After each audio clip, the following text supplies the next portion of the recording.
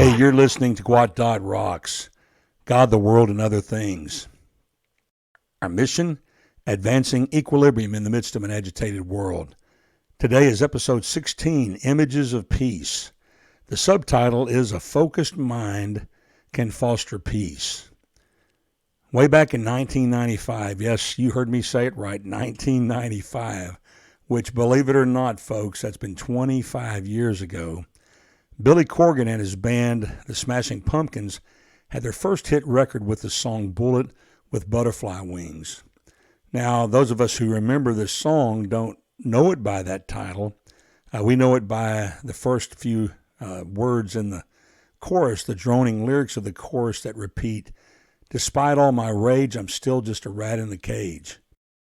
And as you listen to the song, it has this immense, undeniable energy, yet its message is very bleak. I think the reason why it was such a big hit record for Corgan and Smashing Pumpkins is because he hit an emotional chord in his listeners which identified with our own sense of vulnerability to the pressures of this world. He starts off with the stark line, "The world is a vampire sent to drain." Sometimes you and I can feel just like that regarding the pressures that we face on really an increasingly daily level. This world's draining effect on our lives can end up having a very damaging effect on us personally and to our families and our friends. And you and I can only stress so far, then something is bound to break. I watched an interesting video on YouTube titled The Billet Block, and the host of the video from FX Motorsport TV interviewed the guest Darren, who is a representative with Bullet Race Engineering. And the cool thing is that Bullet Race Engineering builds a totally custom-made, super high-performance engine they call the Billet. Darren said that their goal is to build an engine whose components do not change shape under load. Now, isn't that an interesting phrase? He said their whole goal is to build an engine whose components do not change shape under load. He said that is how you achieve maximum power. Now, keep in mind, when he talks about that does not change shape under loads, he's not talking about the movement that you have in a motor that vibrates under power. He's talking about the actual contorting, twisting of the seemingly solid cast iron motor. A regular four-cylinder engine generates anywhere from, the old Volkswagen Beetles, the original, had maybe 60 horsepower. You can have a four-cylinder engine today in a Kia that generates 150 horsepower without a lot of help. But with the modifications provided by Bullet Racing, they have customers who are generating in excess of 2,000 horsepower. Now, of course, their engines are being built for high-performance racing, not to drive on the streets around town, but still a vast difference in performance. The standard cast iron block is not as strong as it appears. The problem is that when the cast iron block is put under extreme load, it all moves. When it moves, the material has a yield point, which means how far it can move before it breaks. In a cast iron block, depending on how it's made, the yield is between 1 and 2%. If it moves more than 2%, this contorting and this twisting of the thickness, it's going to crack. The billet is made out of solid machined aluminum. Aluminum has a yield of 10% before it breaks. Plus, if you take time to watch the video, which I will reference in the show notes with the hyperlink, you see also that Performance Racing, that what they've done is to also thicken the areas in the motor that generally are cast very thin in the cast iron block. So not only are they using a substance and a material that has more flex before it breaks, but they also have totally redesigned the concept of the motor. They achieve actually 10% yield before breaking. As we think about that today, you and I, in a much more complicated way, do have a yield point, which if we go beyond it, things in our lives begin to contort, twist, and in some aspects of our lives break. So how do we run this race called life like a well-tuned, high-performance billet engine designed to handle the stresses of life without twisting, contorting, breaking? The secret, and it's not really a secret, is to come into alignment with the God of peace.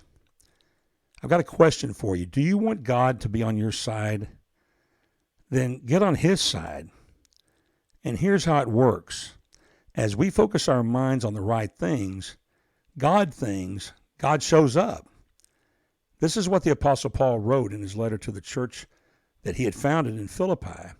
He said, "Finally, brothers and sisters, whatever is true, whatever is honorable, whatever is just, whatever is pure, whatever is lovely, whatever is commendable, if there is any moral excellence, and if there is anything praiseworthy, dwell on these things.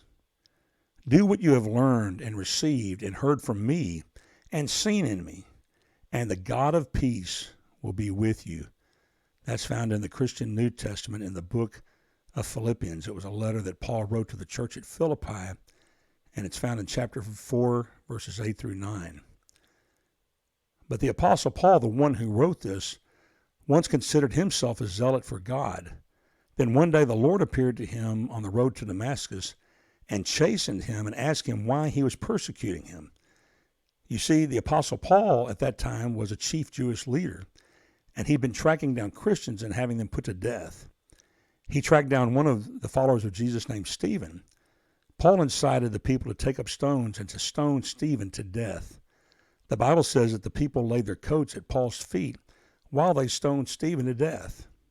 Paul knew what it was like to have a zealous fervor for God, and also to think that he was on the right track doing the will of God, only to find out that he was actually working against him at every step.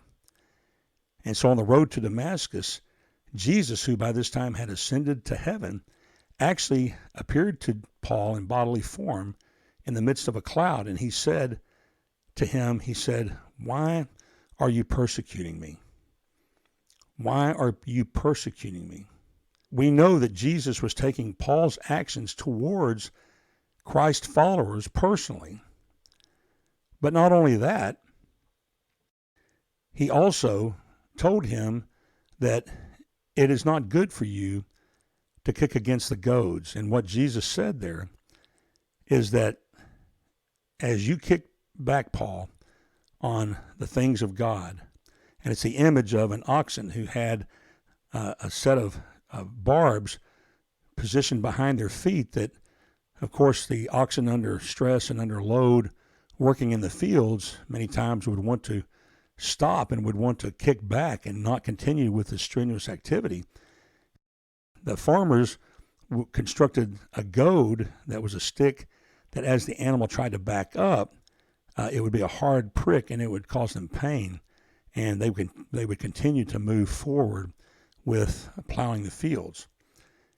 The Apostle Paul was told by Jesus that, Paul, for you to try to go against the things of God only results in increasing your own pain. I remember a dedicated volunteer who worked in founding a church and doing Christian ministry in one of our apartment communities where we had access, that he had worked diligently with a young couple to bring them along in their faith in Jesus Christ. The husband especially had been plagued with a troubled past, legal trouble, jail trouble, and was showing great strides in becoming what he needed to be to his family. But finally, the pressures of the world became so great that this individual told my volunteer, he said, "I'm going over to the dark side." Now, friends, I'm talking that in real terms, he let this dear volunteer know, "I'm giving up. I'm throwing up my hands. I'm going over to the dark side." But you see, it never works. God says it's painful for you to do that. There is no painless backing up from God. It always ends in pain. Good news, there are some things in this life you and I have no control over, but through God's design, we do have the ability to control what our minds dwell on. And as we dwell on things that lift up, inspire, encourage, and point to God, we will enjoy the presence of the God of peace. Now, when I said good news, I'm not talking about these things beyond our control. That's not good news. But the good news is the fact that God has designed us to have the ability to control what our minds dwell on. at times you may be involved in a work environment with a boss that's very oppressive. There was a very successful book. It was a bestseller, and the title of the book was How to Work for a Jerk. Of course, in the situation I was involved in at the church staff at the time, I actually felt like that the pastor I worked with was actually a jerk. Now, that's inside information to those of you who don't know the workings of churches, but let me say that just because your pastor or your preacher may wear a robe or a suit or have the appearance of being godly, I hate to break your bubble, but sometimes that's not really true, especially behind closed doors and in real life. And so, even as a minister of the gospel and having been involved in the gospel ministry since I was 17, there have been times in my life to where I have worked with people, especially those in authority over me at the time, who were jerks, just plain and simple. A friend of mine, as I talked to him on the phone, told him the difficulty I was encountering. He said, "Hey, Kenny, there's a good book you need to get. It's titled How to Work for a Jerk." Now, let me stop right there and say that the author of the book points out the fact that the person who's in authority over you, who's ahead of you in the food chain, so to speak, obviously has something on the ball because they're ahead of you in the food chain. The title is a little bit of a comical play on the sadness and grief sometimes we experience at the hands of those in authority over us. But, by the way, if you purchase the book, I would not advise taking it to work and leaving it on your desk. That's not going to probably be a good plan. But the point of it is, we don't have control over those things. So many times in the past where you're in a job situation and in the mornings your boss is irritable or difficult or are challenging and you've not done anything wrong, and you walk away from a meeting or from an encounter and you wonder, well, what provoked that? You know, friends, we forget that if you and I are working under the authority of someone who is a heavy drinker or who has been intoxicated the night before, that they wake up feeling terrible. Many times they take that ill feeling out on everyone that they have control over. It's just a reality. There are some things that we do have control over, and one of those things is our mind, and that God, in His grace, has gifted us with the ability to control what our minds dwell on. What we're talking about today has to do with personal responsibility that we have to choose to exercise. The Apostle Paul has some admonitions that if you and I will follow them, that we will see a marked difference and an increase in peace in our lives.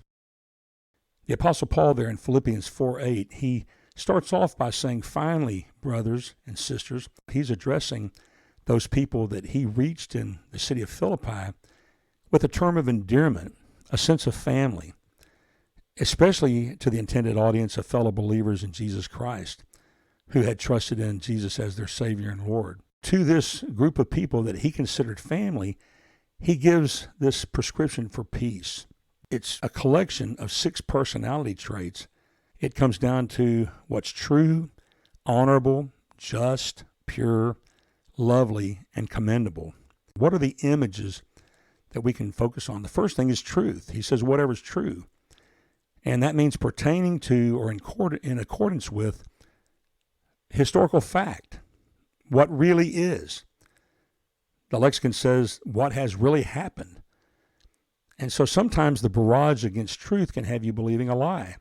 It's called deceit. It's what happened to Eve in the Garden of Eden. In the end of the age, the Bible says that the delusional lies of the Antichrist will be so overwhelming that if not for the shortening of those days, that the very elect of God would be deceived. Friends, sometimes we can come in contact in a situation to where the barrage of lies is overwhelming. In the dystopian novel 1984, the protagonist's occupation is to redact. That means to remove history and to bring it into compliance with the narrative that the Big Brother state declares as truth and historical.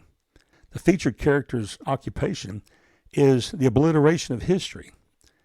You see, history is a recording of the real events of man in the world.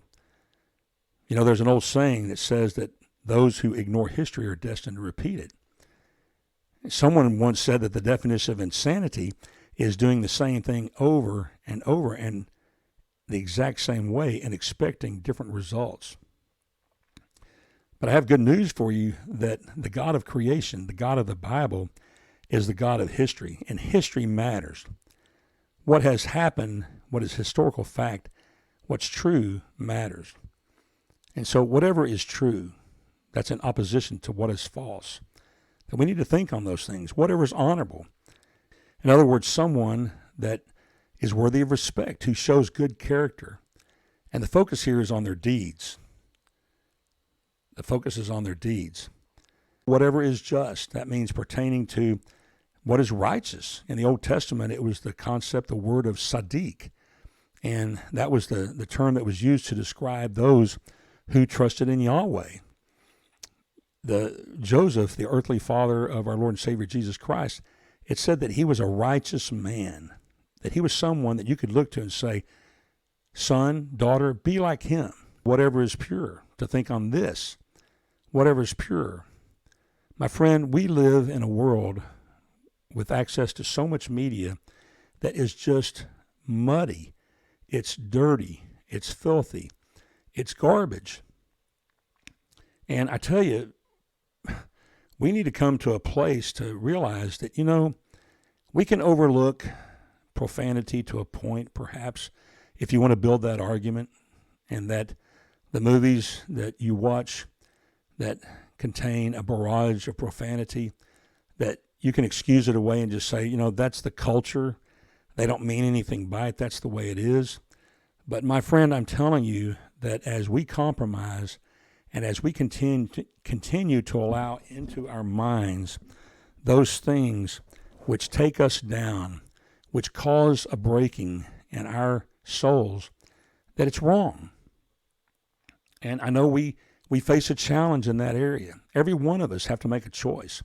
Here just recently, I began to look at some of the podcasts that I've been listening to. And the people themselves, I find them fascinating. I won't use any names. I'm not here to disparage anyone. But people that I personally like. I see things that I like about their success, their achievements, the way that they've overcome the difficulties that have been placed in their lives. But yet, at the end of the day, their speech is so demoralizing. Their speech is so defrauding. And they do it without impunity. It's just let loose. And so at a point, I had to make a decision. What if somebody picked up my phone and looked at my Apple podcast bevy of podcasts that I listen to? And what if on the podcast that I had selected there, that every one of the podcast episodes had E next to it? That means explicit. Well, what kind of example would that set? Is that something that you would want to model to children, to your children, to my children, to family, friends, relatives, loved ones, church members, work associates? No, not really. Of course not.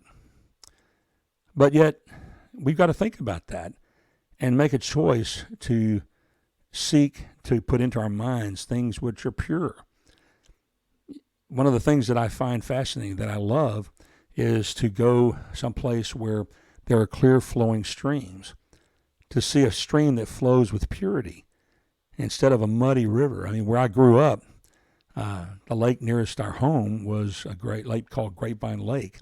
And the majority of the time, that lake was turbid. You couldn't see a foot in front of your face underwater. Very dangerous, I think, to swim in. And so there was a lot of things about it unattractive. It came to a point where I really didn't care to go into that water anymore because it was nasty. As a matter of fact, there was a problem at one point during the heat of the Texas summers to where some of that water was so stagnant that it possessed a lot of microorganisms that if you swam in that part of the lake and it went up your nose, went into your mouth, went into your ears, people were getting very sick. So, we don't want to be around things that are putrid, things that are blemished, things that are morally defective. You and I need to focus our minds on whatever's pure. Now, it's getting harder and harder to do that. We do have the capability to step up to the plate and to seek purity, morally, mentally, emotionally, verbally, purity. Also, whatever's lovely. This has the concept of, if you think of somebody who is just a really friendly person, that they're acceptable, that they're pleasing to be around. And I'm not talking about from a sexually gratifying way or a provocative or an erotic way. That's overwhelming our minds. But I'm talking about someone who is just really agreeable, grateful, generous. They're welcoming. That the Apostle Paul says as a brother to us, that think about that. Put that in your mind. You know, as I was preparing for this podcast, for some reason, and like I said, part of the whole thing with gwot.rocks, God, the world, and other things, is my mind is tangential in the way that it thinks. And so as I'm talking about what is lovely here, that the group, and I don't know if you would even call them a musical group, but the Insane Clown Posse came into my mind. And they're a group from way in the past, but the last time I checked, they were still going at it. And so one night, as I was taking it easy, and like I told you in the past, my favorite TV channel is YouTube, and I thought, well, I wonder what those people are up to, and plus trying to really get a better understanding, like what were they?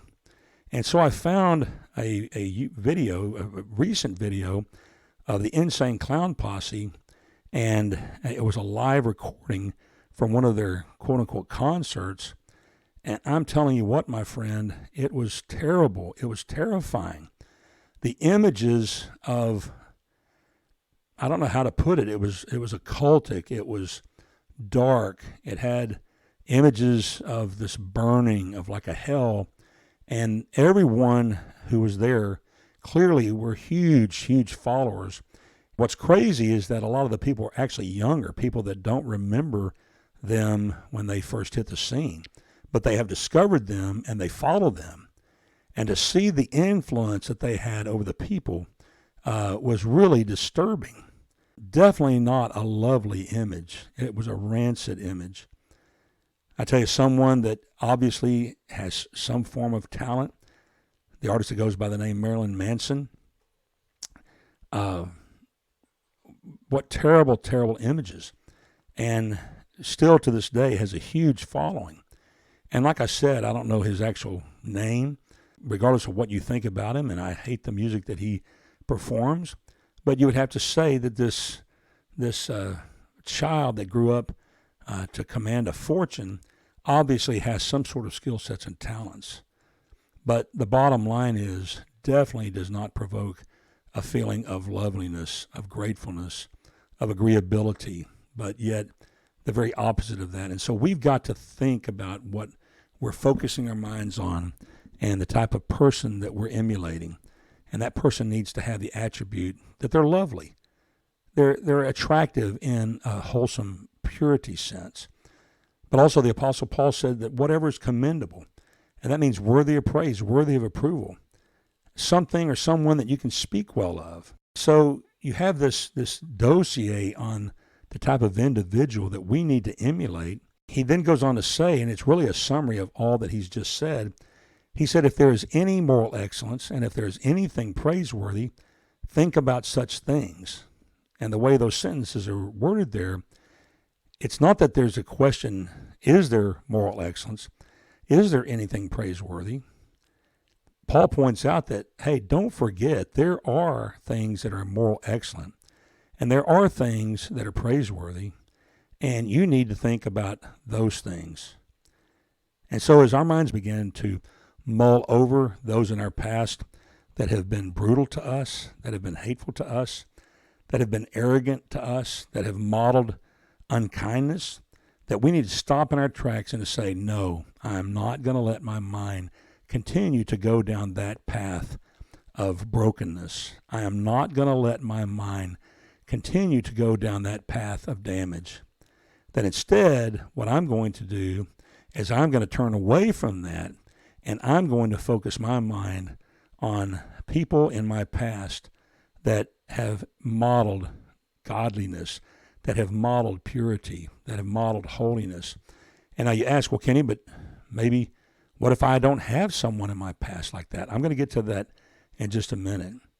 But if you have some people in your past or someone or a mentor that modeled these attributes to you, the Apostle Paul says, reflect on that, dwell on that, dissect that, allow it to become deep core support for your soul. As I was preparing this podcast, I was talking to my wife about this, and a person that came to mind, and this is from my 6th grade year in elementary school. So you're talking, that's been, wow, it's been 48 years ago, a long time. But yet I can still remember a man by the name of Joe Dunham. Joe was a Native American, and he was a large man, but a very handsome man, had a great contagious smile, And Joe was the leader of a group of boys in our church called the Royal Ambassadors. And his mission was to teach us about missions and doing work for Jesus Christ.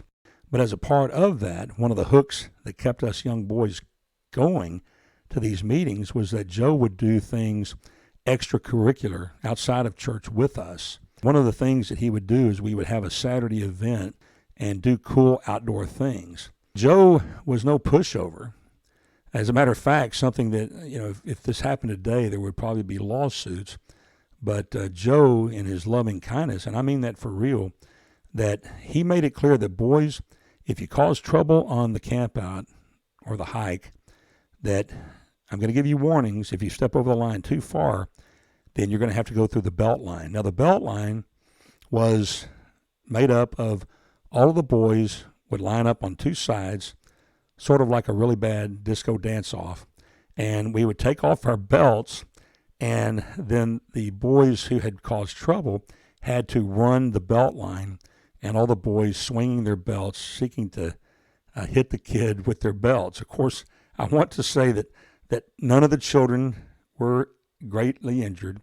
I was actually one of those at one point that went through the belt line. Actually, it was kind of fun because it was not intended to hurt, but it was to draw a point that I'm going to mark you and we're going to correct you if you step out of line and cause trouble for the group. Even in the midst of the belt line and being told, Kenny, you got the belt line, son, that I knew that the reason why we had the belt line is because Joe loved us as young kids. And you think about that as a man, he was an insurance salesman. He was busy.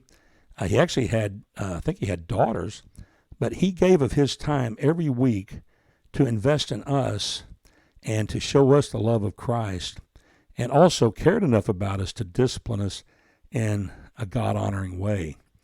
And so as old as I am, I can still see the face of Joe Dunham and his contagious smile.